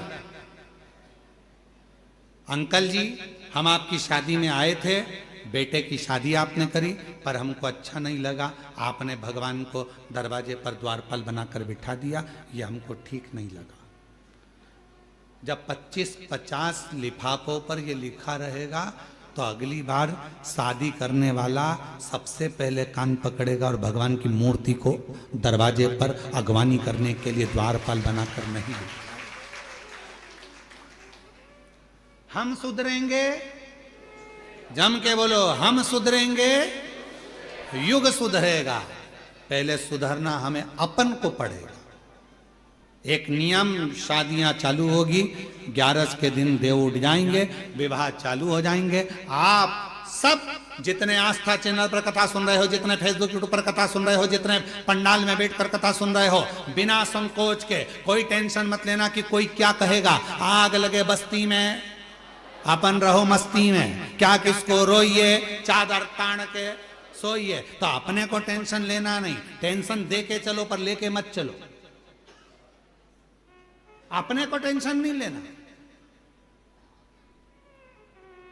लिफाफे पे लिख दो सबसे बड़े अक्षर में, आपके घर पर हम आए थे, शादी में होटल में आए, घर पर आए, दरवाजे के बीच में, इधर से लोग निकल रहा है, इधर से लोग निकल रहा है, बीच में तुमने गणेश जी को रख दिया, ये अच्छी बात नहीं। शंकर जी को रख दिया, अच्छी बात नहीं। अयोध्या के राम जी को रख दिया, अच्छी बात नहीं। कृष्ण जी को रख दिया, बाकी बिहारी को रख दिया, ये अच्छी बात नहीं। ये हमें अच्छा नहीं लगा। लिख दो साहब, हमें अच्छा नहीं लगा। ये मूर्ति दरवाजे पर नहीं। अगर रखना ही है तो तुम्हारा दूल्हा दुल्हन का जो स्टेज बने, उस स्टेज के पीछे तुम भगवान को रखो तो तुम्हें आशीर्वाद प्रदान करेंगे, वर देंगे, दरवाजे पर नहीं।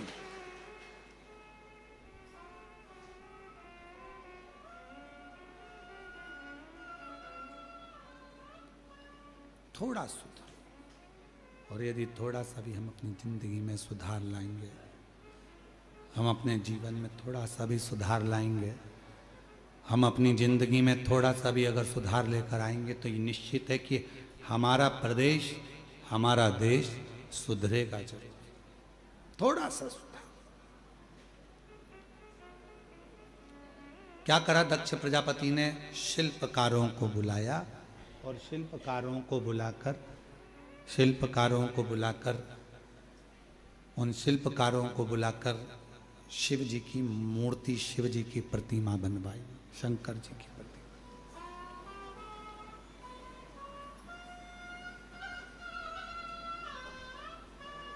एक शिल्पकार ने समझाया, दो ने, प्रेशर नहीं आ रहा है भाई। एक शिल्पकार ने समझाया, दो शिल्पकार ने समझाया, तीन ने समझाया दक्ष प्रजापति को कि ये मूर्ति बनाकर दरवाजे पर मत खड़ी कर। ये मूर्ति दरवाजे पर श्रेष्ठता नहीं देगी, मत खड़ी कर। दक्ष प्रजापति अगर अगवानी करने के लिए तूने द्वार पार भगवान को बना दिया, तो बाद में तुझे भुगतना पड़ेगा। जरा विचार करो कि दक्ष प्रजापति को कितना भोगना पड़ा। बकरे का सिर लगा था, शीश कट गया था। उसने शिल्पकारों को केवल एक ही बात कही थी कि मेरी बेटी का स्वयंवर है, मेरी बेटी का, और मेरा मन, मैं दरवाजे पर किसको खड़ा करूं? ये मेरा मन, मेरा राज्य, मेरा महल, मेरा नगर, मेरा मेरा मेरा मेरा मेरा करते रहे।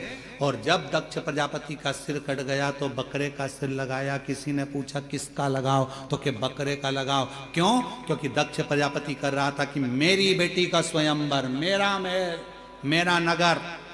बकरे का सिर लगा दो तो मैं करता रहेगा।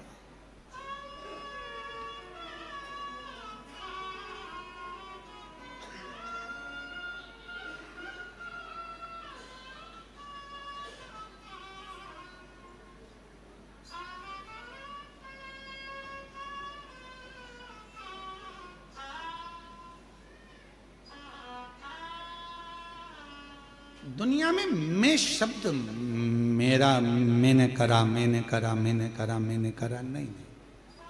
प्रभु आपकी कृपा से नहीं है, सब बाबा भोलेनाथ का, शंकर जी का, देवता का, मेरा कुछ है ही नहीं।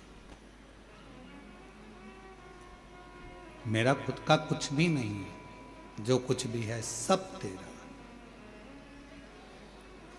एक शिल्पकार ने दक्ष प्रजापति के नगर में पहुंचकर दक्ष प्रजापति की धर्म पत्नी प्रसूति माता को समझाया।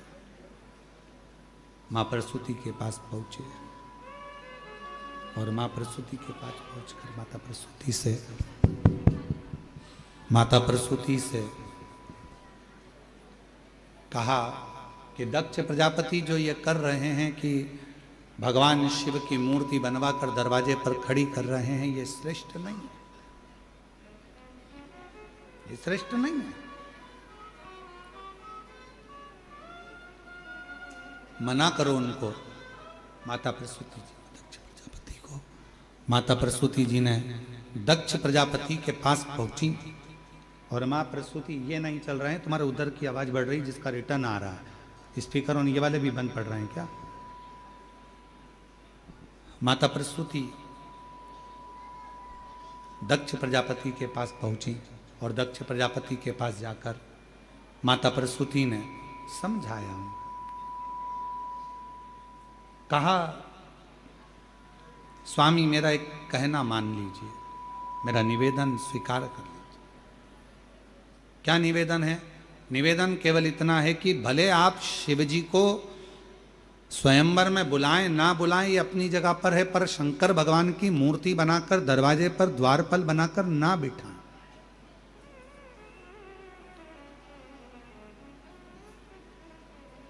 दरवाजे पर द्वारपाल बनाकर शिव जी को ना बिठाया जाए।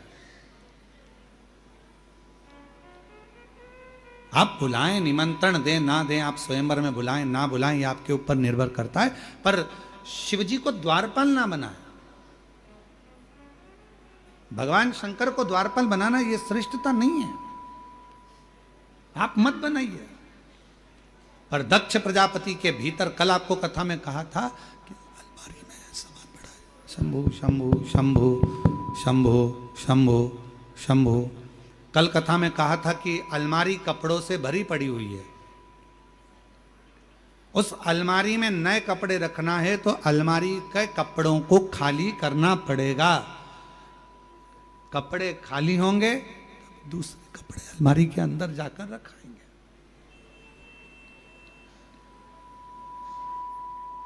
मसालदान के डब्बे हैं, डब्बे के अंदर मसाला भरा पड़ा हुआ है। मसालदान के डब्बे हैं, उन डब्बों के अंदर मसाला भरा पड़ा हुआ है, पहले से मसाला भरा हुआ है, उस डब्बे को थोड़ा सा खाली करना पड़ेगा। और जब हम डब्बों को खाली करेंगे तब उसमें मसाला दूसरा भरा आएगा, तब उसमें मसाला।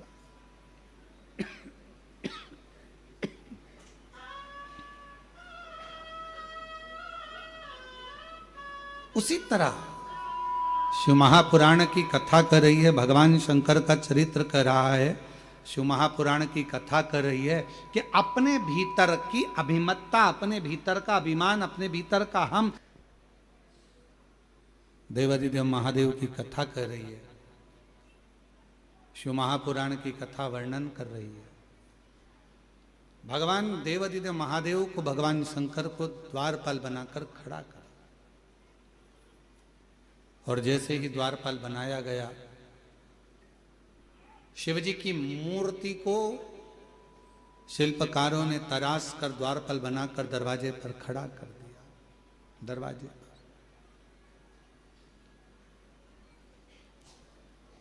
बड़े बड़े राजा देवता सब माता सती के स्वयंवर में आ रहे हैं।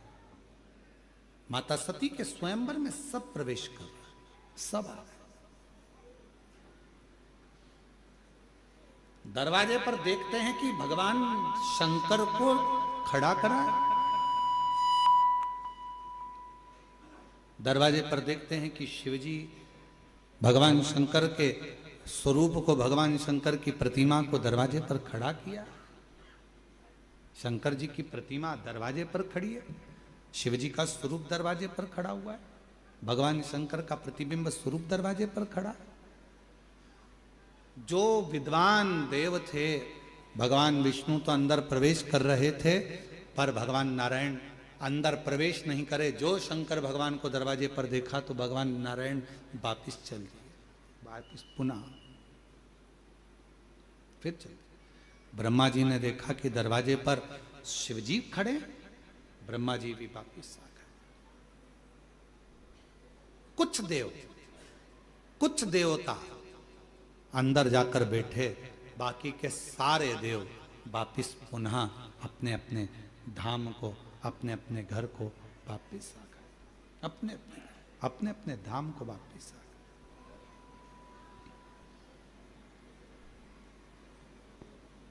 अब जरा ध्यान दीजिएगा कि स्वयंवर में ना भगवान विष्णु है, स्वयंवर में ना भगवान ब्रह्मा जी हैं, स्वयंवर में ना इंद्र हैं, स्वयंवर में ना गरुण है, स्वयंवर में ना वरुण है, स्वयंवर में कोई बड़ा देवता उस स्वयंवर में पहुंचा ही नहीं। सब निकल कर बाहर आ गए, सब निकल कर, सब अपने अपने भवन में प्रवेश कर गए, सब अपने।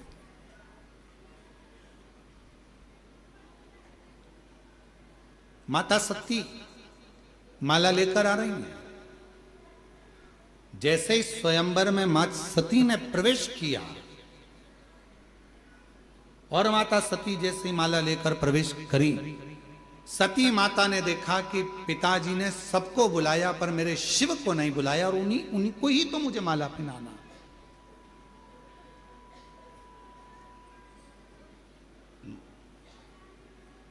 एक प्रसंग है, बड़ा सुंदर है, पर्वत मुनि और तुमरुका जी का एक बड़ा सुंदर प्रसंग आता है। थोड़ा ध्यान देना इस प्रसंग पर, शायद आपकी जिंदगी में भी कभी ऐसा हुआ होगा। इस प्रसंग को यदि आप सुनेंगे, स्मरण करेंगे तो आपके ध्यान में आएगा। पर्वत मुनि और तुमरुका जी का प्रसंग। एक बार पर्वत मुनि और तुमरुका जी का ये संवाद कहता है कि पर्वत मुनि पुष्प लेकर आ रहे थे। जितने भी आस्था चैनल पर सुन रहे हैं, फेसबुक यूट्यूब पर कथा सुन रहे हैं, या बाबा देवादिदेव महादेव की पवित्र कंकर शंकर की भूमि पर कथा सुन रहे हैं, थोड़ा ध्यान देना। पर्वत मुनि पुष्प लेकर आ रहे थे, और पर्वत मुनि जब पुष्प लेकर आ रहे थे, इतने में पुष्प ले जाते वो तुमरुका जी के पास रुक गए, और तुमरुका जी से उनका संवाद होने लगा, बात होने लगी। जब तुमरुका जी के मुख से पर्वत मुनि ने शिव जी के बारे में सुना, शंकर जी की लीला को सुना, शिव के स्मरण को सुना, शिव के गुणगान को सुना, शंकर जी के भजन को सुना, शिव के गुणगान को सुनना, शिव का कीर्तन सुनना, शिव का भजन सुनना, शिव का नाम जाप सुनना, ये जब पर्वत मुनि ने तुमरुका जी के मुख से सुना, तो तुमरुका जी के मुख से सुनते ही पर्वत मुनि के हृदय में ये बैठ गया कि ये जो पुष्प है जो मैं भगवान नारायण के लिए लेकर जा रहा था, अब ये पुष्प मैं भगवान शंकर को समर्पित करूंगा, भगवान शिव जी को चढ़ाऊंगा।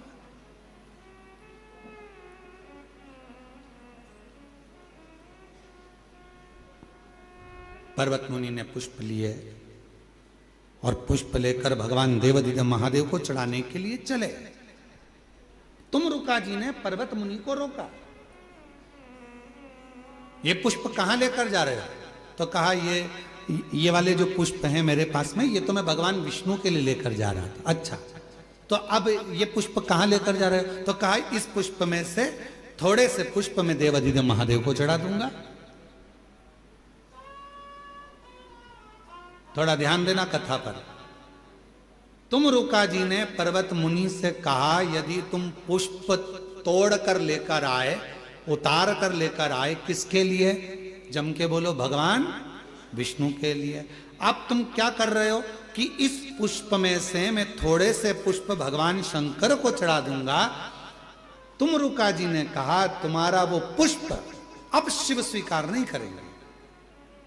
दिल से, मन से जो पुष्प था तुमने वो भगवान विष्णु को दे दिया है। अब तुम शंकर को कुछ मत दो, वो पुष्प श्री हरि नारायण को ही दे दो। शिव को तो केवल हृदय से प्रणाम कर लोगे तो भी शिव स्वीकार कर लो। हमने कई माताओं को देखा है, कई लोगों को देखा है, फूल वाले के यहां जाते हैं, माला देना साहब, कितनी माला चाहिए? 2 माला दे दो। किसके लिए? हमारे आज दादाजी का श्राद्ध है, दादा दादी का श्राद्ध है, 2 माला दे दो। उन्होंने दादा दादी के लिए माला ले ली, श्राद्ध की माला ली, और माला लेने के बाद फिर फूल वाले से कहा इसमें थोड़ा सा फूल भी डाल दो। क्यों? तो वो थोड़ा पूजन में काम आ जाएगा, फूल डाल दोगे तो। अब तुमने माला ली दादा दादी के लिए, माला खरीदते समय तुमने पुष्प ले लिया, वो पुष्प तुम लेकर आ रहे थे दादा दादी की माला के लिए। भाव तुम्हारा दादा दादी के प्रति था, श्रद्धा तुम्हारी दादा दादी के प्रति थी, पर पुष्प तुमने जो लिया वो लेकर जरूर आए हो, पर उसमें श्रद्धा, उसमें विश्वास, उसमें मन की एकाग्रता नहीं है, उसमें मन की एकाग्रता नहीं।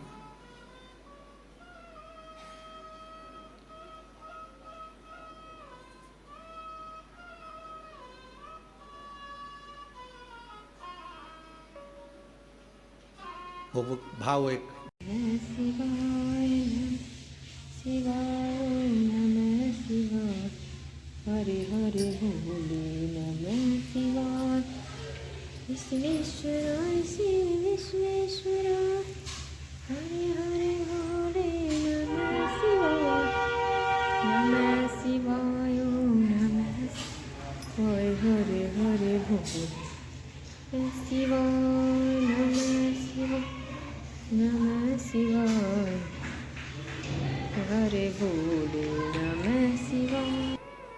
हृदय दीजिए, नहीं चाहिए उनको कुछ।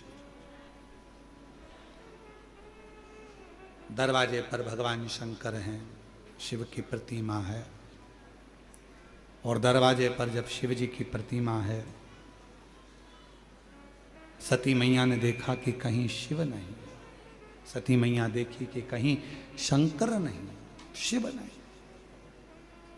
दौड़ पड़ी। सखी ने कहा, तेरे पिताजी ने शंकर जी को तो दरवाजे पर खड़ा कर रखा है, पाषाण की मूर्ति है, शिल्पियों ने बनाई है, पत्थर की मूर्ति है। दौड़ पड़ी मां सती, दौड़ती हुई गई, हाथ की माला सती पहले विचार कर लेकर आई थी कि ये माला पहनाऊंगी तो किसको पहनाऊंगी, जम के बोलो जरा, शिव को पहनाऊंगी। ये माला मैं किसी को देने वाली नहीं हूं, ये माला अगर पहनाऊंगी तो मैं भगवान शंकर को ही पहनाऊंगी, देवाधिदेव महादेव को ही पहनाऊंगी। और सती माता माला लेकर दौड़ी। आप अगर एक बेलपत्र अपने गांव से आ रहे हो, लेकर भी आ रहे हो, ये विचार कर लाए हो कि ये बेलपत्र मैं चढ़ाऊंगी तो कुबेरेश्वर बाबा को ही चढ़ाऊंगी, तो वो बेलपत्र कैसे भी घूम फिर कर पहुंचे, चाहे कैसे भी जाए, वो कुबेर भंडारी के पास पहुंचता जरूर है। उसी तरह जिस पुष्प को, जिस माला को, जिस भाव से हम लेकर जा रहे हैं, जिसके लिए लेकर जा रहे हैं, वो उस तक पहुंचती जरूर है, वो उस तक पहुंचेगी, वहां तक वो पहुंच जाएगी।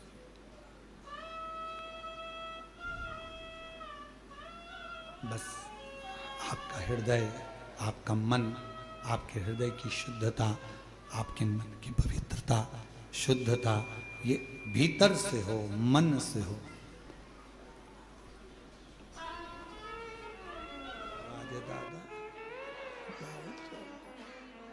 नजर उतरवा लेना, यहां तो माइक लगाकर आवाज नहीं आ रही है और तुम्हारी जोरदार आवाज आ रही है, इससे जोरदार क्या हो सकता है। अब तुम लोग भी बोल लो, बहुत जोरदार बोले वो, एक बार उनके साथ वापिस बोल बम का नारा है। आश्रित हो शिव पर, और जितने शिव पर आश्रित होगे, जितने शंकर पर आश्रित होगे, उतने अपनी जिंदगी को सुखमय जियोगे अपने जीवन। माला शिव के लिए थी तो माला शिव के लिए लेकर माता सती दौड़ी है। भगवान शंकर को जाकर दरवाजे पर माला मां सती पहुंची। शंभो शंभो, मां सती दरवाजे पर माला लेकर पहुंची और बाबा देवाधिदेव महादेव को समर्पित किया। जब माला भगवान शिव को समर्पित करी, भगवान नारायण, भगवान ब्रह्मा, इंद्र, गरुण, वरुण सब देख रहे हैं। अब देखना ये है, पाषाण की मूर्ति है, शिल्पियों ने बनाई है, पत्थर की मूर्ति पर माला चढ़ाई है। अब देखना यह है कि इसमें से शिव प्रकट होते हैं कि नहीं होते हैं।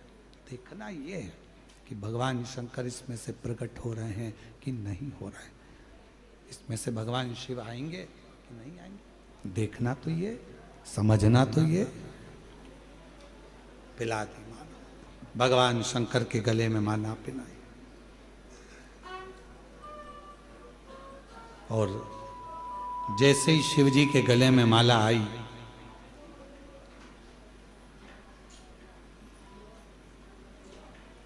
माला केवल पिनाई थी, कुछ देर में उसी पाषाण की मूर्ति में से मेरा देव अधिदेव महादेव प्रकट हो गया, मेरा शिव प्रकट उसी मूर्ति में।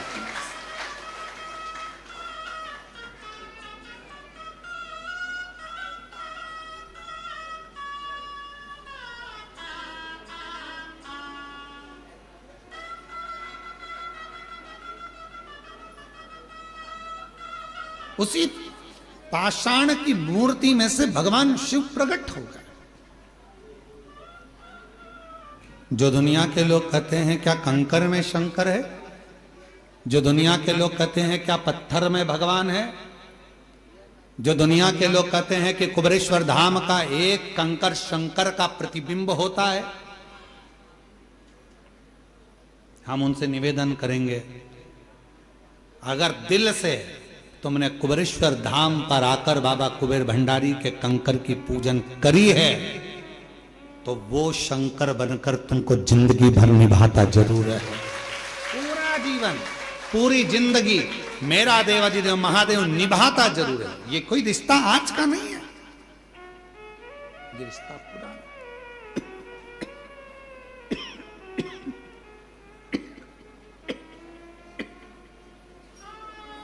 ये रिश्ता आज का नहीं, ये रिश्ता पुराना है।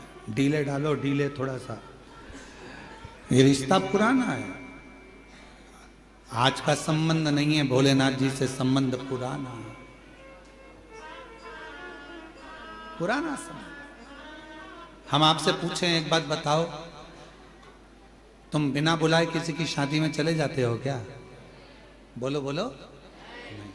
तुम बिना बुलाए किसी के घर पर चले जाते हो क्या? कोई फोन करेगा बुलाएगा तो ही तो जाओगे ना। कुबेरेश्वर धाम क्या तुम बिना बुलाए आ गए? कुबेर भंडारी ने तुमको इशारा कर कर बुलाया होगा, जो तुमने एक लोटा जल चढ़ाया होगा तो उसके फल से तुम्हें।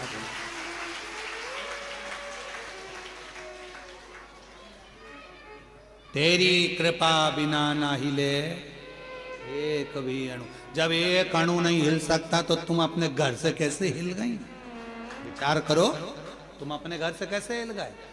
गांव में अपने धनोरा में आराम से रह रहे थे, अपने अपने गांव में, दिल्ली में, जहां से आए, बिहार, हरियाणा, पंजाब, महाराष्ट्र, जहां से आए, सब अपने घर में थे। फिर तुम्हारी बुद्धि में सुन लिया तुमने, कथा हो रही है, जाना है, बस मन में विचार आया।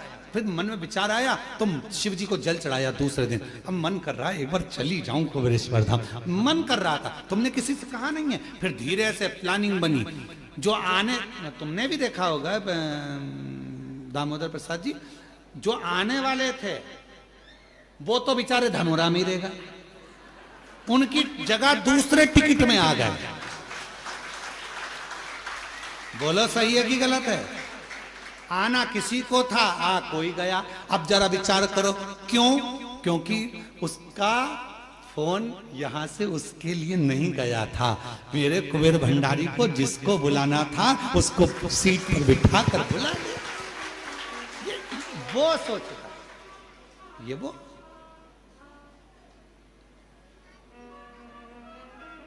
जिसको बुलाना था उसको बुलाया, नहीं बुलाया। सारी तैयारी हो गई थी, अटैची तैयार, नहीं साहब हम चलेंगे, 15 दिन से गए थे, हमारा टिकट करो, हम तो चलेंगे, हमारी तैयारी हो गई, अटैची तैयार, जाने की तैयारी हो गई। सुबह रात को निकलना है और मालूम पड़े शाम को दोपहर 3-4 बजे थोड़ा सा काम आ गया, मैं नहीं जा पाऊंगा। तुम अब अपन सोच रहे कि बस खाली जा रही है, क्या करें? इतनी देर में किसी से पूछा, तुम चल रहे? हाँ भैया मेरी तैयारी, मेरे लिए चलो कुबेरेश्वर धाम। अब जाना किसी को था, बैठा था फूफा, आ गया मामा,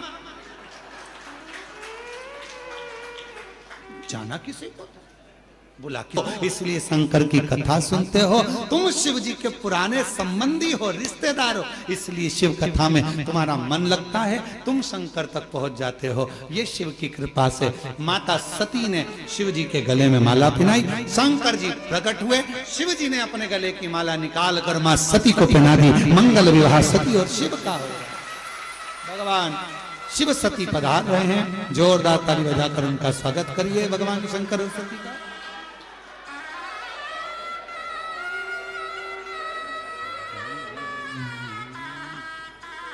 मां पार्वती जी शिव जी के गले में जयमाला पहना रही हैं। भगवान शंकर मां पार्वती जी के गले में जयमाला पहना रहे हैं। शुभ मंगल विवाह हुआ है। 14 नवंबर से 20 नवंबर तक शिव महापुराण की कथा देवघर झारखंड बाबा बैद्यनाथ जी की पवित्र धरा पर होने जा रही है। एक नंबर आप लोगों को दे रहे हैं, उस पर संपर्क कर सकते हैं जजमान बनने के लिए। 8821073039। दूसरा नंबर है 9993329923। तीसरा नंबर है 9893825777। चौथा नंबर है 7007222058। ये 4 नंबर हैं जिनको भी देवघर में बाबा बैद्यनाथ जी के पवित्र चरणारविंद में यजमान पद ग्रहण करना है वो इस पे संपर्क कर सकते हैं। 14 से 20 नवंबर झारखंड की पवित्र भूमि बाबा वेदनाथ जी का पवित्र आनंदमय आंगन देवघर में शिव महापुराण की कथा आरती प्रारंभ। महा ओम जय जगदीश हरे स्वामी जय दीनानाथ हरे भक्त जनों के संकट दास जन के संकट क्षण में दूर कर। ओम जय जगदीश हरे जो ध्यावे पल पावे दुख बिन से मन का हो। हर हर महादेव दो